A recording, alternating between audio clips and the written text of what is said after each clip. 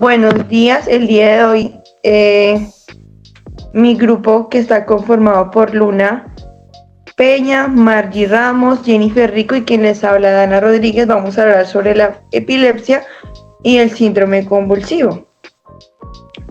Entonces pues vamos a empezar dando una definición de lo que es pues, la epilepsia, que es básicamente es una enfermedad neurológica crónica la cual nos va a causar convulsiones repentinas. Estas convulsiones lo que nos van a dar son episodios o se dan por episodios de actividad eléctrica anormal en el cerebro. Y pues eso nos puede producir varios síntomas que pues los vamos a hablar más adelante.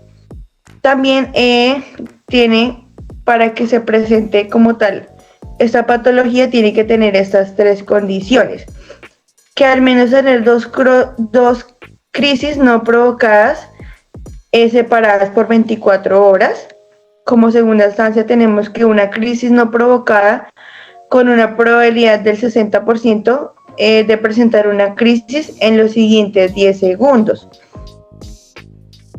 Y ya por último tenemos que pues que se diagnostique un síndrome epiléptico.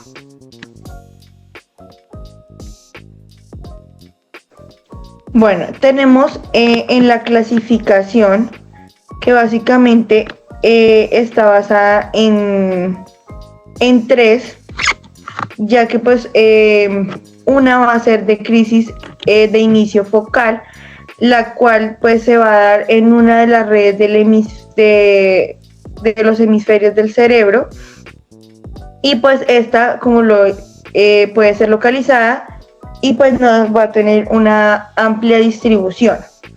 Tenemos la de inicio generalizado, la cual se va a originar en una amplia parte del cerebro, y pues esta va a tener una rápida aparición. Y por último pues tenemos la de origen desconocido, la que pues no se puede decir si es de inicio focal o generalizado. Entonces pues ya en esta de inicio focal, el estado de conciencia que se define como el tipo de crisis en la cual nos va a alterar el estado de conciencia, y esto pues se entiende que es la relación que tiene uno mismo con el medio exterior. En esta pues nos va a tener pues que la conciencia como un estado mental con aspectos tanto objetivos como subjetivos, con capacidad de respuesta y de memoria. Entonces en esta vamos a presenciar que vamos a ver movimientos involuntarios, actividad motora sin coordinación. También vamos a ver que el paciente pues nos va a tener síntomas como pérdida pues de ya sea la audición, también olfatorios y visuales, dolores específicamente, y también pues en la parte emocional se va a ver afectada.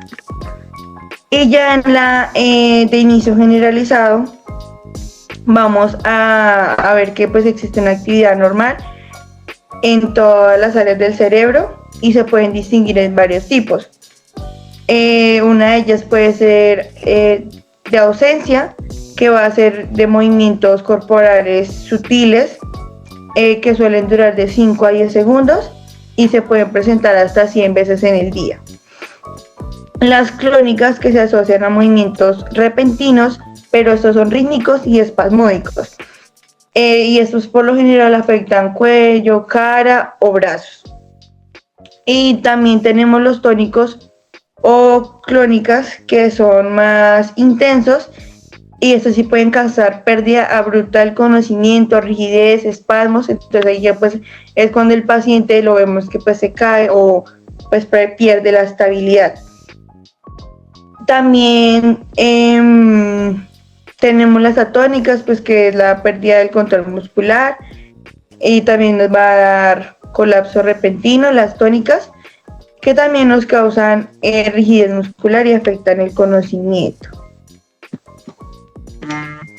Acá ya tenemos como más especificado, pues, en esta tabla, los 3 tipos de inicio o de la epilepsia, que focal, generalizado y desconocido. Bueno, ahora vamos a hablar sobre la etiología.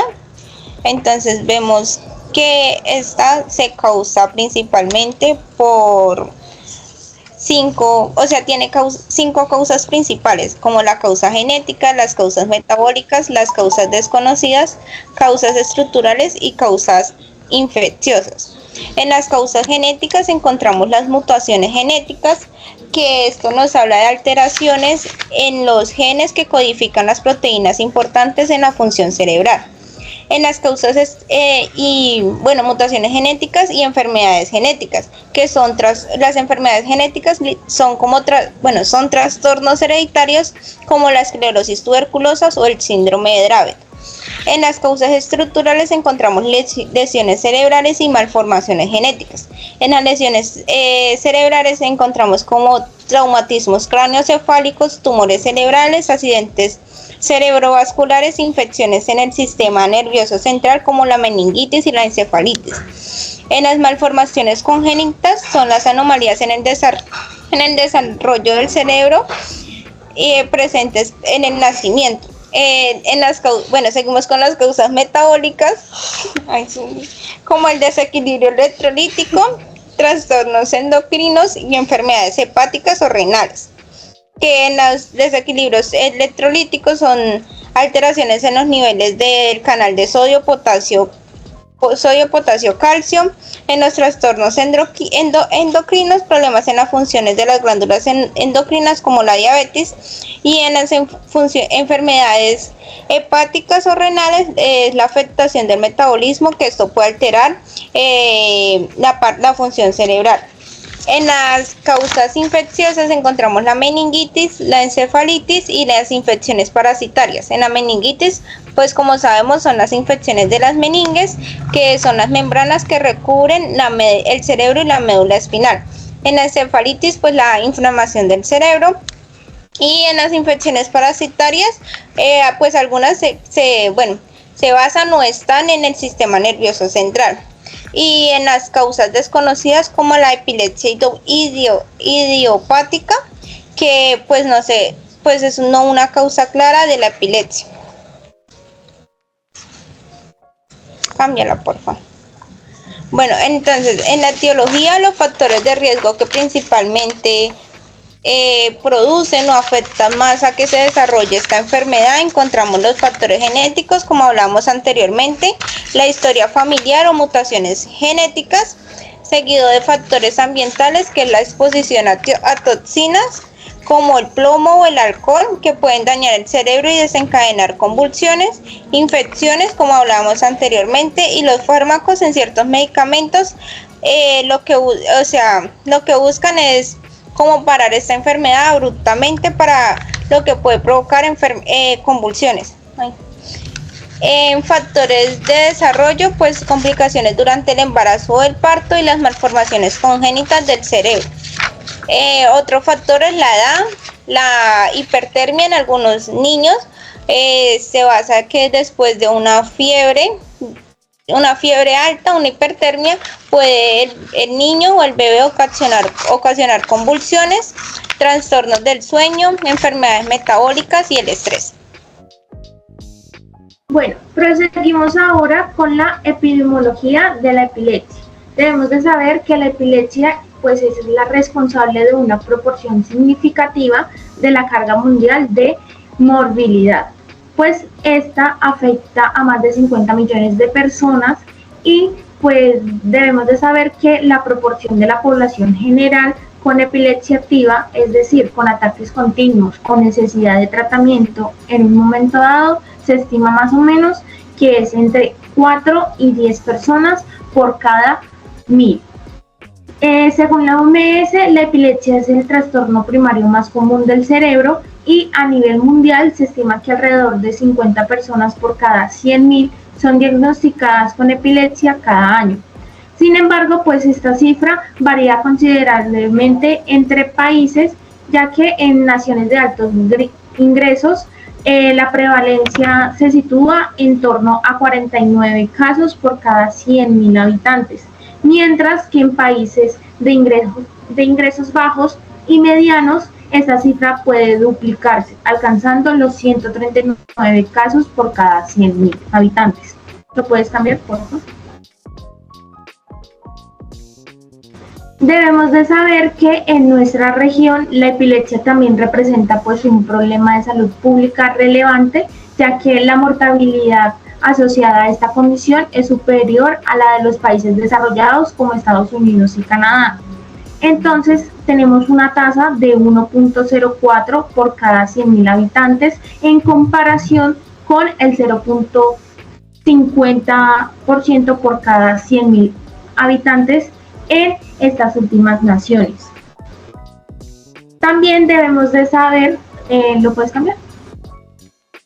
También debemos de saber que este desequilibrio pues se debe en gran medida a la falta de acceso a tratamientos adecuados y a programas especializados para la atención de personas con epilepsia.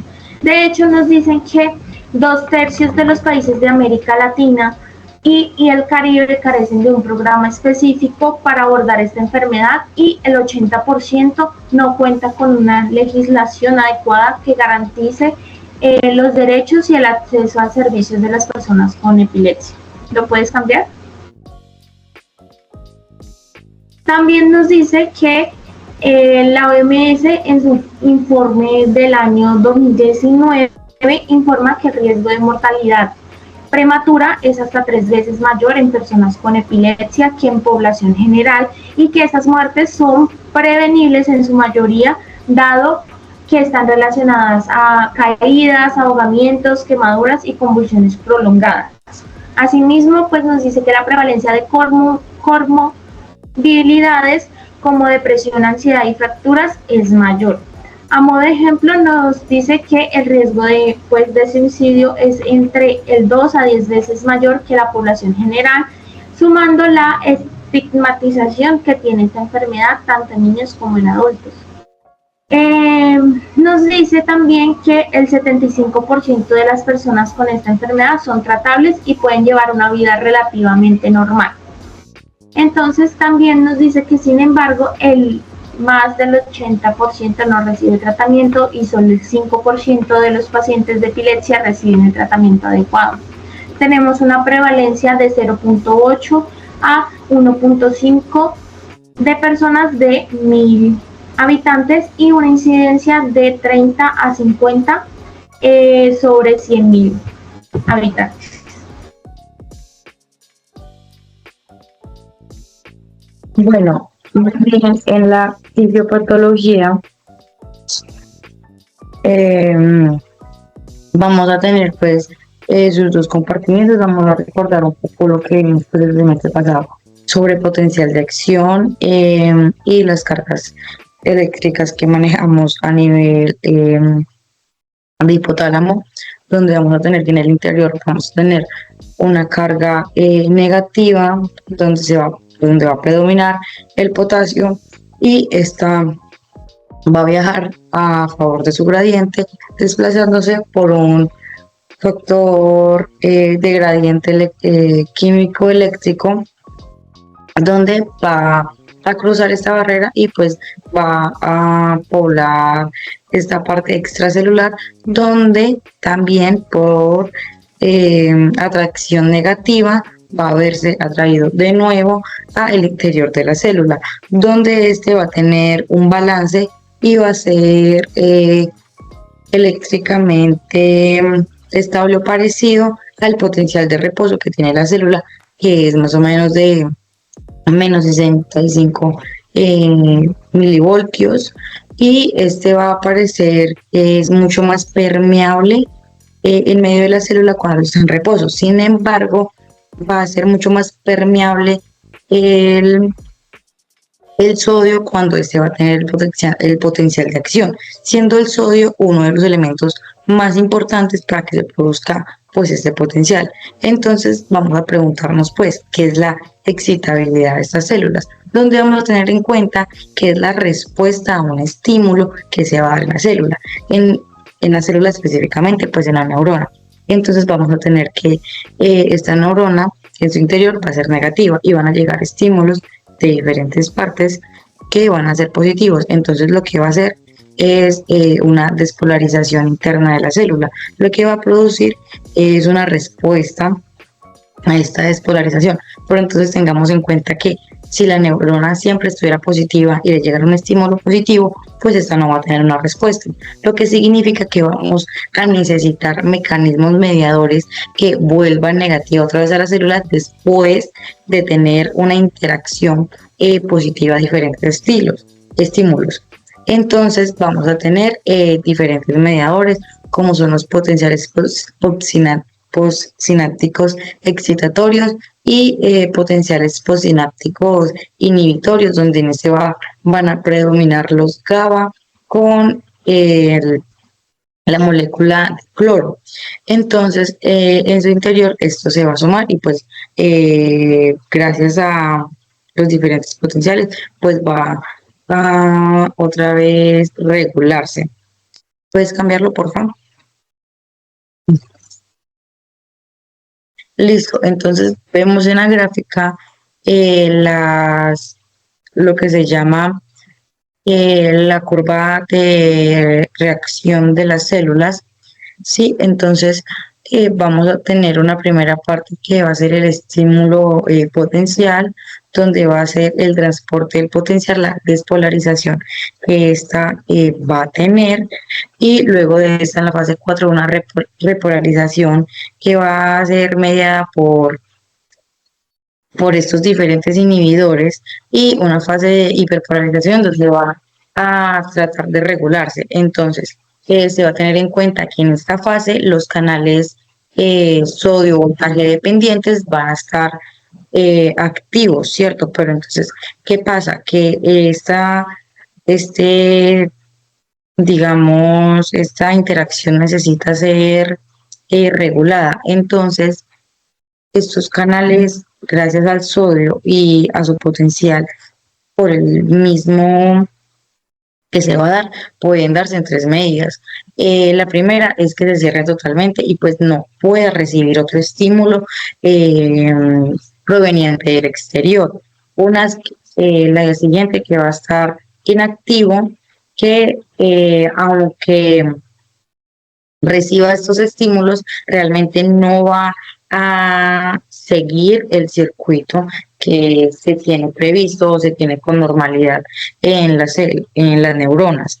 También se va a considerar que pueden haber dos tipos de estímulos, temporal o especial. En ese temporal se va a ver que es el acúmulo de estímulos que se van a dar presentes para después tener una respuesta. Entonces se va a sumar como uno y después vamos a tener el resultado. O especial, donde vamos a tener en este circuito, en esta neurona, pues la llegada de múltiples estímulos instantáneos. Entonces, en la parte de abajo vemos que están los neurotransmisores excitatorios, que el principal de estos es el glutamato, mediado por calcio y sodio, y los inhibidores mediados por el GABA. Entonces, vamos a tener que, lo que acabo de explicar es lo que pasa en una neurona normal, ¿cierto? Pero ¿qué es lo que pasa en una neurona, una red neuronal que está alterado? Pues va a ser muchísimo más sensible a estos estímulos. Entonces, vamos a tener la balanza, ¿sí? Que es la excitación y los canales y los inhibidores. Estos excitatorios van a sobrepasar el límite de los potenciales postsinápticos inhibitorios, y lo que vamos a tener es que aunque tengamos unas neuronas normales, a medida de que sigan excitándose, van a formar una hipersensibilidad claramente a todos estos estímulos, donde este es el síndrome de Kidd-Ding, donde una neurona normal puede verse afectada por múltiples estímulos, y vamos a tener tres consideraciones en estas neuronas ya eh, fisiológicamente alteradas, que va a ser una respuesta paroxística, que van a ser pequeños y rápidos impulsos neuronales con una respuesta hipersensible, o sea, exagerada, claramente la respuesta que va a dar la célula, y una respuesta de hipersincrónica, porque aunque las neuronas puedan dar todo este tipo de señales, si no están sincronizadas, pues el sistema va a lograr controlar todo esto gracias a los inhibidores, porque van a actuar en diferentes tiempos. Pero ¿qué pasa? Si todas estas se sincronizan, pues el sistema no va a poder, y de alguna manera va a colapsar, y pues ahí es donde vamos a tener los diferentes tipos de manifestaciones, donde estas pues se pueden dividir en la epilepsia, que es centrado en el sistema nervioso central, con observación importante que va a ser mediada por la neocorteza y el hipocampo, y ya los síndromes convulsivos pues son más generalizados del sistema. Bueno, y esto ya ha sido todo por el video de hoy. Muchas gracias por su atención y no olviden seguir a sus enfermeras de confianza.